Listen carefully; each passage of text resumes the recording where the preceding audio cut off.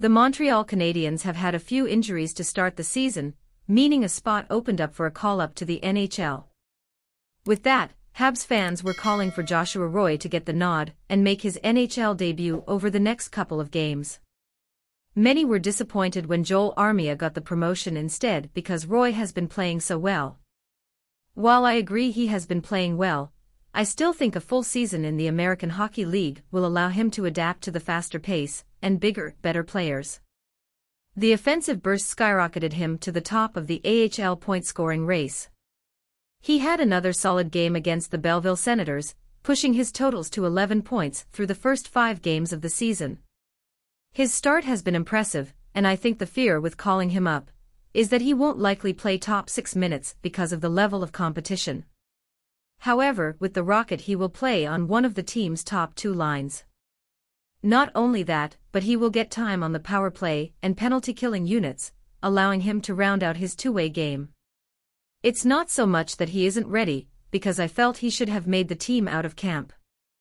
But at the time, I felt he would be a perfect addition to the team's top 9. Now, albeit a small sample size, Roy looks like a perfect addition to the Canadiens' top 6 for the future. To me, he is the forward prospect with the most potential to play in the top 6, and also both special teams units.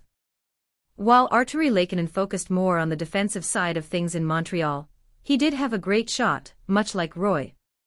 And Roy is great on the defensive side of the puck, utilizing a smart stick and great anticipation to intercept passes. Personally, and I am not general manager, not armchair GM, I think Roy should play the whole year in the AHL. In doing so, when he shows up to NHL training camp for the 2024-25 season, he will be ready to take a spot and look even more comfortable than he did this year at camp. I believe he could play in the NHL right now, but the patient approach with one of the club's best prospects will prove very important for his development.